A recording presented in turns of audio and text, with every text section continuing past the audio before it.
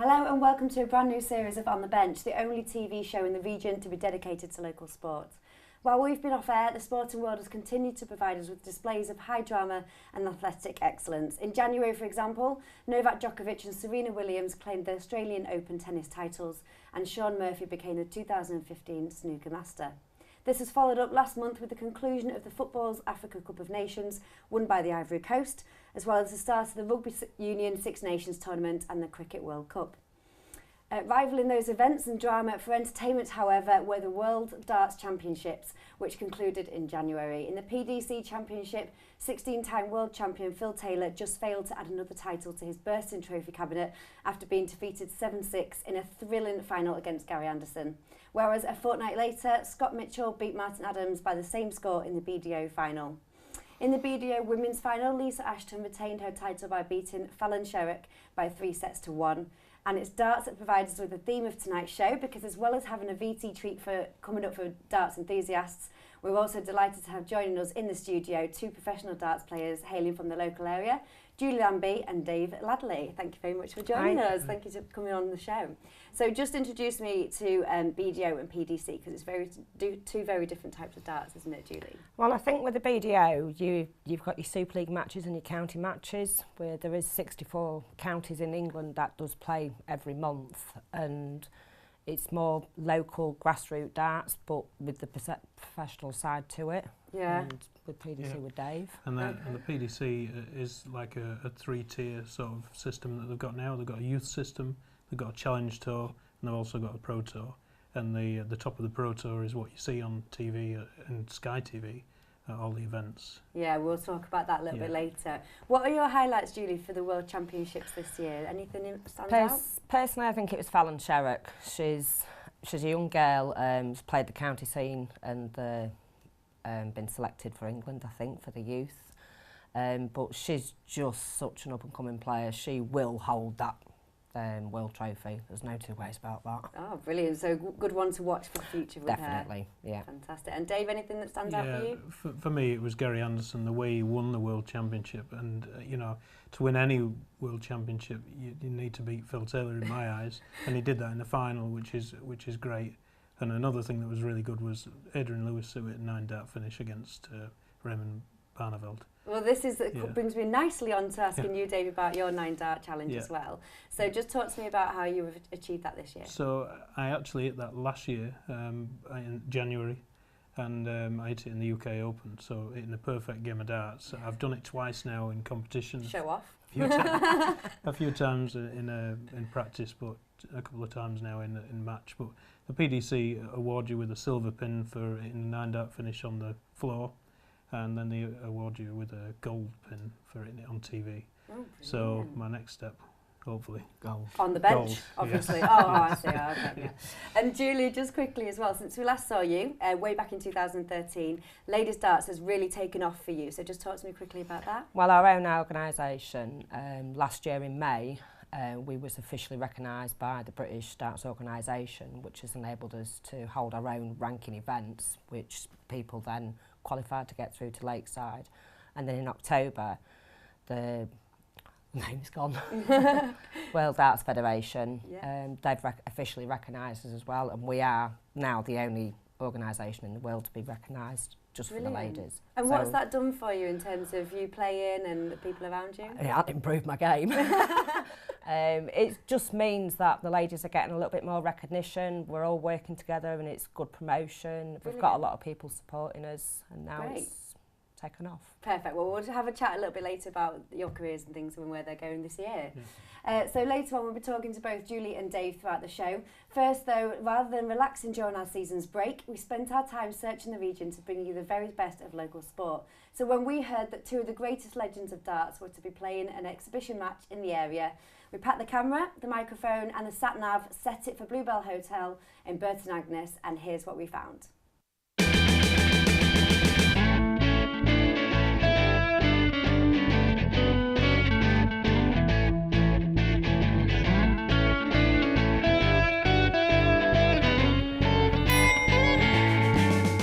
Welcoming back, not for the first time, Eric Bristow and Bobby George. In 2014 we brought them on separate nights Tonight we're bringing them both together, which will be a massive night of entertainment.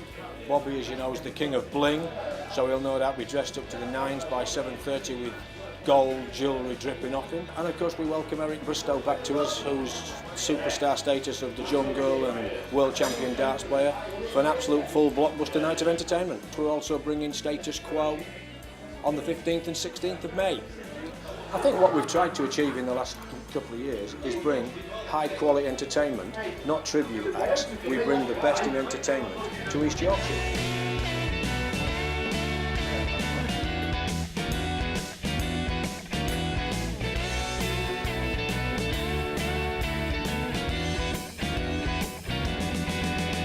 Part of it, really. I'm not just one of the, one of the boys who started off the darts.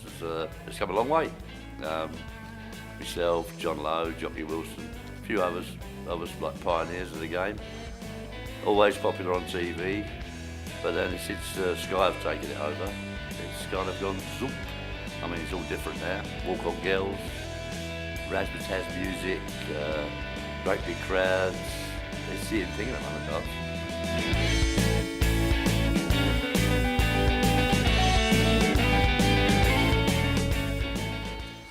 Well, I've got various few names they call me. One of them's King of Bling, one's Mr. Glitter, one's Bobby Dazzler. My nickname when I was young was, when I first started darts, was Bobo. I don't know how I got that.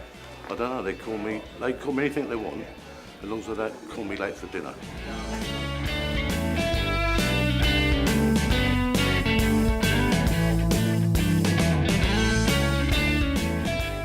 I dominated for a little while, yeah. I had not a bad little 10, 12-year run. But I mean, yeah, I didn't win every tournament, but I was like, I was close a few times, you know what I mean? I mean, I won the World Championship 5 times, but I also know the other side of the coin. I got beat in the final 5 times, so yeah, I had a great time.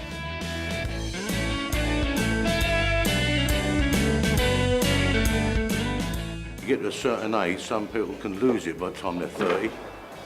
Some people get it at the time they're 30. So I don't think there's any age in darts, to be honest with you. Now, to be good at any sport, you've got to practice. But I was a freak. I mean, it was like when I first started playing darts in the pub when I was 14, the average age for a dart player in the pub was about 40. 40 to 60. It was like people used to play darts for a bit of fun and play in the local leagues. And then this little whiz, they called me a whiz kid. And they called me a few names. A few of them I couldn't put on my back, but. Then I come along and I was just a bit of a freak, but I used to practice all the time. It was like, practice wasn't a chore. I spoke to Steve Davis many, many years ago. He used to play snooker 6 hours a day. I used to play darts 6 hours a day. But it wasn't like hard work. If you love something, it's not hard work.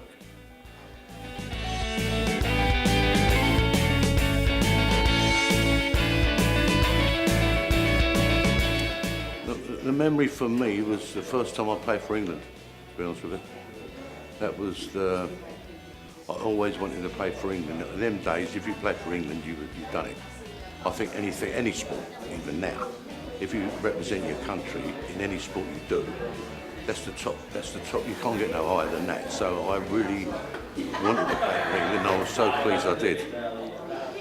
It's great seeing Eric and Bobby there. Julie and Dave, I mean, have you guys met Eric and Bobby? I've met Bobby a couple of weeks ago at Lakeside, and Eric was quite a few years ago at an exhibition he did. Okay. And I've met Bobby a couple of times with county set up, and I've also met Bristow, Eric, quite a few times, and he actually bought me a pint once, which was really good. Sure. Yeah. And obviously they're really big personalities in the world of darts, going back to the 80s and even up to now. Do you still have those big personalities, do you think, Julie, in the game? Yeah, I mean, those two people themselves will never not be popular or characters. I mean, I started watching them when my dad was watching darts and playing darts, and they are people you do look up to, and there will be more characters, I think, come in time as well. Yeah, I mean, are they people that stand out for you when you were growing up, or is there anyone else that's a kind of I inspiration? remember Jockey Wilson as well, and Phil Taylor when he first started off with the BDO. I mean, they was always people that did stand out, especially when they was allowed to drink on stage as well. What a guy. Dave, have you got anybody that you looked up to in particular? Eric especially, you know, because he was such a champion, and he was a one-off, he stood out there. and he was like what most dart players wanted to be. Yeah. So when I started playing darts when I was about 10 years old, I built my throw and my style originally around Eric Bristow, and then it just evolved to me throwing naturally, and it's really good. I mean, you've played with him a few times, haven't you, Dave? Yeah, How did that come about? Well, I've played competitions, and I've played alongside him and around about the area where he's been. Right from being 13, he was world #1 at the time, and I was playing on a board next to him. And he'd got about 100 fans there, and I'd got nobody but my mum and dad, and I won in about 2 minutes, and his game was still going on, so that was really good. Oh, good. So you got to watch him play as well. Yeah, I did, yeah. And Julie, have you ever thought wanting to play alongside them or against them? Oh God, I don't think I'd be that good, but it's good to watch them, and it is. And the ladies actually got some really good players out on the tour at the moment as well. So. Are there any kind of star players in the ladies, do you think, just quickly? Lisa Ashton, I mean, she's just in a world of her own, and she's playing at a standard where a lot of men wouldn't actually get anywhere near her. So maybe Eric and Bobby can learn a thing or two from her. You might do. Perfect. Well, that's all we've got for part 1. Join us again in part 2 when we'll have our usual team talk and ice hockey features, as well as talking further with our guests. And no Dart special would be complete without a live challenge. So to find out more, see you after the break.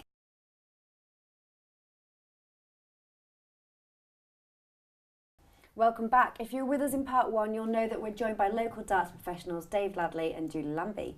In this half, we'll bring you more from the world of darts and make our usual visit to the Hull Arena to watch the Hull Stingrays, the latest ice hockey game. Before all that though, let's catch up on how our local teams got on over the weekend in Team Talk. Football first. In the Premier League, Hull City continued their poor run of form away from home, losing 1-0 to Stoke City thanks to a goal from Peter Crouch. Whereas in League One, Scunthorpe pulled themselves a point further away from relegation with a 1-1 draw at Yeovil. And it was also mixed fortunes for the region's conference sides, with Grimsby jumping to 3rd in the league with a 1-0 home victory against Braintree, whereas Lincoln remained in 12th position after their 2-0 loss against promotion hopefuls Woking. In Rugby Union, Cleethorpes were soundly beaten 63-0 against Buxton, whereas Market Raisin and Louth also failed to trouble the scoreboard as they went down 30-0 to Bedford Athletic. One result in lacrosse, with Hull going down 15-8 to Loughborough. Turning to ice hockey now, and the Hull Stingrays had a busy weekend, playing 3 times in as many days. Their Friday and Saturday games proved to be disappointing, as a narrow 3-2 defeat to Belfast was followed up by a 9-2 loss to Sheffield. This made Sunday's game against Dundee all the more important to their hopes of gaining an end-of-season playoff place. Let's find out how they got on. And the puck drops, we're underway. First possession for the Hull Stingrays, sent straight in on Chevery and played straight back out of the zone. Get off his stick. Gibbons, McCluskey again. Snapped in, save is made, rebound is put in.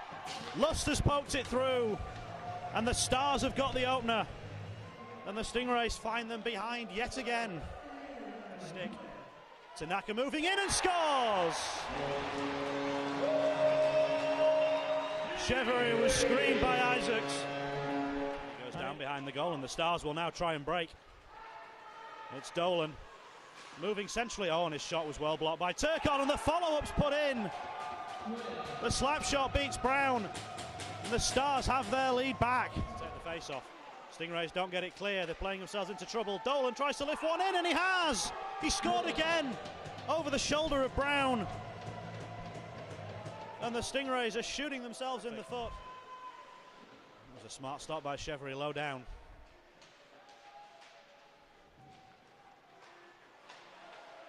Low zone back to Frederick. Snapped on goal, and it gets through past everybody, including Chevery.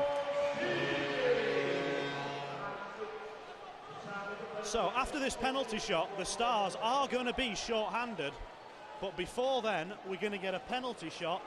I wish I could tell you why, but I can't. But this is pretty much the game. John Dolan against David Brown. And Brown saves it. And the Stingrays will feel that just like the Lozon. Moves centrally. Shoots! What a tip from Osman! That's just brilliant!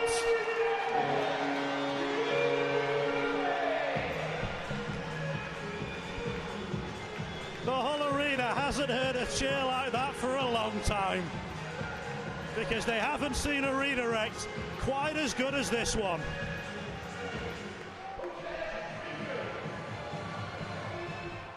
Lozon around Blight. The shot's got to come from Lozon. It does. Oh, and it's a fraction over the top. That would have won it. Chevery didn't get anything on it, and it just crept over the top. Let's get on against David Brown. He'll be denied. And he can't do it. The right pad is down against David Brown. Second round of the shootout. And it's just squeezed through off the ball. Now tried to equalise in the shootout. Tried to snap it in, and he has to save this one now from Quick. And he does. Straight into the big sting. 1-2. Lozon has to score.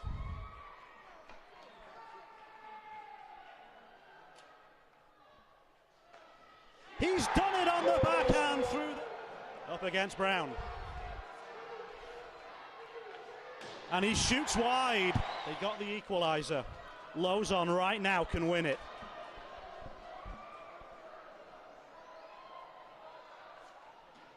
And he takes one against David Brown in a shootout. And he just tried Jordan Meyer against Mark Chevery. Meyer's won it! The Stingrays have won it! And the home fans are on their feet in celebration once again. A weekend that looked like it was heading for disaster.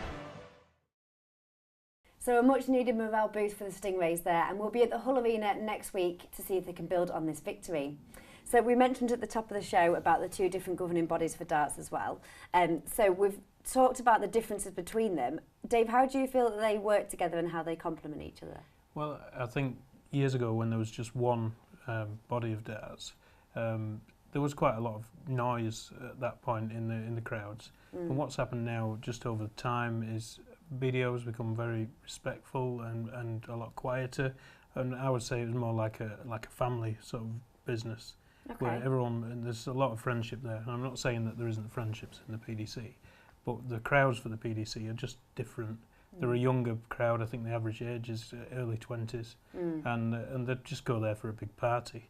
Yeah. And, so Julie, I mean, you know, the PDC is what we see on Sky. Is that Yeah, right? yeah. So what kind of crowds do you think, or what kind of fans do you think you're getting at the PDC as opposed to the BDO? To me, watching it on the telly, to me the fans don't have the utmost respect for the players on stage, and in all said and done, they're out there to do a job and to win. Where the BDO, there is more support from the players, and they do respect that, what they're actually doing on stage. Yeah, I mean, we spoke a little bit off camera about the preparation that you guys do for games. Dave, how do you feel if you're in front of a BDO crowd or in front of a PDC crowd? How would it affect your game? With a rowdy crowd or a more reserved crowd? I do like more noise, and I'm going to say that with the PDC. I do like more noise, but there's a level to that. When there's a lot of noise, you can play with it all right. When it's quite quiet, and then you've got one or two people making some noise, actually that can put you off probably more than a big crowd making a lot of noise. So and I suppose you get that in the big crowds as well, with a group of people if they want to support one person. You know, it's really difficult with the crowds of 12,000 to try and push that down. It's really hard work. Yeah, well, we'll see that on Sky and obviously in the future with darts. One of the great things about darts is that it's easy to get started. Whether it's easy to becoming competent is another thing. To find this out, Julie and Dave are going to provide me with some brief coaching sessions before we take on the challenge that the guests on the TV show Bullseye took on every week. Namely, we have to score 101, I have to score 101 or more in 6 darts. So if we make our way to the practice board... Welcome to On the Bench Darts Challenge. Julie and Dave are going to show me how to throw the perfect dart to hopefully help me hit this 101 challenge. So Dave, do you want to show me a couple of hints and tips? Are you right or left-handed? Right-handed. So if you hold them 2 darts in your left hand, this one in your right. Good start, I'm with you. So what you need to do is stand central to the board. Okay. and then Do I look professional yet? nearly, Yep. and then just throw like you're throwing a stone, just however you feel natural, straight to the middle of the board. Okay. Ooh, that wasn't the middle of the board. That's good 19 though. Oh, good one. Yep, I'm good at this. Okay, should we go again? Yep. And then up a little bit, or a lot. Oh, yep, that was... Right, so that's 36. Yeah, okay, I can do this. Yeah, I mean, anything else, Julie, that you think I can work on? You need to follow through with your dart as well. Follow and through, right. Don't So follow you- through. Not literally. You What am need to follow through with your arm action as well, because otherwise you can snatch, which will shorten your actual throw as well. And just keep focused on one point on the ball. Okay, what you're let me going try for. again then. Dave, I'm going to take your darts from here. Let's take the one out the bottom of the dartboard and not talk about that I'll one. try and make adjustments on every dart. So wherever your Okay. first dart goes, make the adjustment to the second dart Okay, without let's talking. try. Okay. Oh, is that any good? Mind. There's silence Yeah, behind me, that's so I'm good. guessing it's not any good. That's good. No, it's fine. Oh, we're getting higher, we're getting higher. Bullseye next. Oh, look at that, up there. Well, that's 50. Wait, this 101, I'm Yeah, on for yeah. it, I'm on it. Right, Julie, do you want to have a go? Ladies first. Right, okay. So I'm doing 6. There you go. 101, Julie, come on, let's go. Oh, look at that. You've got that follow through, Julie, you can do this. Good technique. It's 55. 55. 46 to go, come on Dave, you've got this. No pressure. No pressure.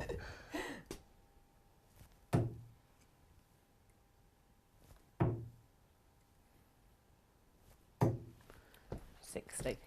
Oh, Very good. well, 115. 115. Go on then, Dave. There's the 1. Look at him moving around, adjusting his pitch. That's 26. 26. Oh, it's quick at maths as well. Look at that. Not just a pretty face, Dave. Not as good as yours there. Right.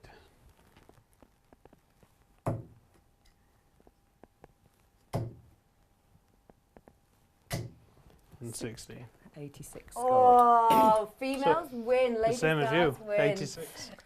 Brilliant. Well, that's all we've got time for this week. Thank you to our guests, Dave Ladley and Julie Lambie, as well as Alan Wilson at the Bluebell Inn for letting us get behind the scenes on what was a special evening with Eric Bristow and Bobby George. Don't forget you can catch both Toms on the Bench Extra at 10 o'clock on Saturday mornings, and we'll see you again next week for more On the Bench. Goodbye for now.